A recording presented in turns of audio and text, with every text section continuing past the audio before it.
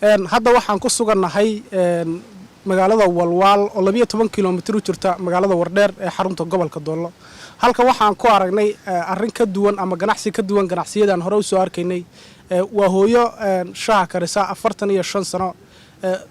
15 sano waxa ay ku karinaysay shaaha magaalada Wardheer ee xarunta gobolka Doolo 30 sano oo kaamilana waxa ay ku gadaysaa halkani Walwal oo leh taariikh kala duwan hooyo waxaan weydiin doonaa waqtiga ay bilowday shaaha iyo magaceeda waxaan bilaabay shaaha 77kii waagi dagaalada Wardheer ka soconayeen Wardheer baan ka shubi jiray Wardheer dadku shaaha waxa ku shubtaa 3 riyaal 3 gambo ana simni waan ku gataa nimanka madaxda ah oo ama Puntland ha noqoto SDF ha noqoto ama dawladda ha noqoto hadii la ku yismi ogolyahay Itoobiya raga u shaqeeya waxa kamid ah Maxamed Cabdiraxmaan oo bahgariya waxa kamid ah Maxamuud Daahir oo Ree Cabdillaah waxa kamid ah hadii la ku yismi ogolyahay ina Malkas Axmed Malkas oo reer Isaaqa waxa kamid ah niman badan oo majarteen oo madaxa oo odayaal ragii SSDF yimid ah yaa kamid ah ragaasan shaaha u kariya qola kale igama cabdi xabashada markay ay timaado tiraada dawladda kuwan askarta ah oo naga iibshaa simin Ethiopian ka siinay markay dhashaan naga waxaan dhahaa Allah qashaa ma yaalo maanta ma xidhan naagtaan oo umbriyaalis oo waxay u shaqaysaa Maxamed Siyaad Barre habeenkii dambe xabashii iimsan korta bixin jiray wuxuuna siyaa 3 kiilo dadkoo dhan oo afdam oo herada haysto dugaanaha haysto 3 kiilo la siiyaa wuxuu yiri sonkorta maxaad shaaha ku karsaa simin maani mid baan ugu jaajoosay yaa sonkor ku siinayo ilaah baan ilaah baa ku siinayo ilaah bay siinayaan haye ka bari ma hayadi subaxii sonkorta u doonto ku siin maayo wala iidiin sonkorta isii ma ku siin maayo waan ka soo kacay ina Malkas wiil leeyahay Axmed Malkas oo raahan u tagay saas ugu dhigaan marka raga ii yimaaduna kamid yahay warqad uu qoro orkoon noqoy warqad uu iga qaad siya ku soo Axmed Malkas sana si warqad hadan shaagu siinay waxaan u tagay uraajihi Maxamed Cabdiraxmaan nooli u tagay warqabe wuxuu yiri waxaad u tagtaa ninka Itoobiyaanka la yiraahdo abi kiba warqadii soo jaray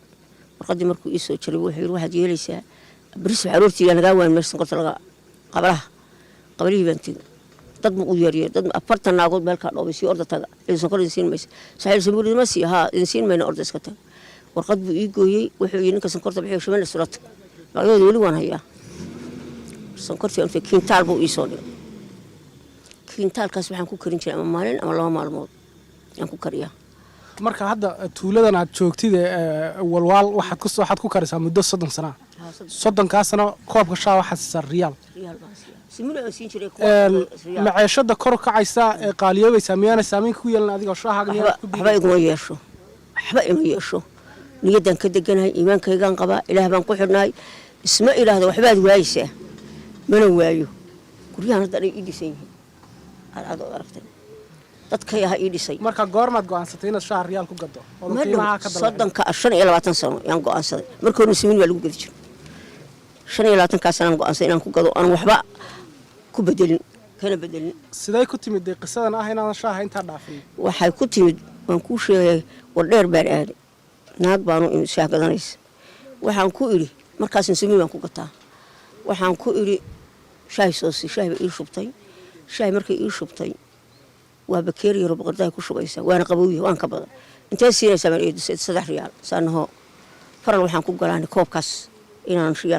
siin baan 5 riyaal 3 riyaal siin yaan faral ku galay sideedii ku wata markii shaahiin faralkaasna waa ku galay iyadana ku xiray magaalada waxa ku yaala maqaaxiyo kala duwan oo shaaha kariya koobka shaaha hadda halkan waxaan ku soo cabay 10 riyaal adiga markaan ku yimidna waxaan ku cabay riyaal wana shan bay ku bixiyaan qaarkood way kala duwan yihiin qaarkood 5 qaarkoodna 10 taasi u kala duwan yihiin adiga dareen nooc ma aad dareentaa markaad aragtid meeradii kale oo 10 riyaal ku gadaya iyo adigoo riyaal ku gadaya farqi u dhaxeeya muxuu yahay dadku dareemaysa waxba dareemayo wax dhibaato aan dareemayaa ma jirto aan wanaag ahayn been sheegi maayo hada hortaadana kamili niyad degan baan ku shubanayaa iyo qalbi fiican oo aan dhisaan qof ka sidroon ma fahantay kuwa hada shaaha shanta ku gaday ana qarsan korta iga gataa wax isbedeli kuma wada faa'iidada waa ku wax isbedelo kiishkiga sonkorta lacag soo soo baxaa wax isbedelo ugu yimaad ma jiraan raashinkan ku gataa hadii alla ku isma guriyahay raashinka markii la kariyo raashimadu kamid yahay laakiin shaabsaas igu yahay raashinkuna raashimadu ka mid yahay aan ku gataa aanay ka mid yihiin aan ku gataa intee lag baad sii wada isleedahay mise rajaynaysaa inaad ku dari doonto lacagta haddii wax haddaan qof weyn haddaana dhimanin intii naftaydu gaadho mar inaan ku wado daybaalaya ma ogoli riyaalkaygas inaan ku wato mawdiya mar haddaan ka fakado asaan sii noolahay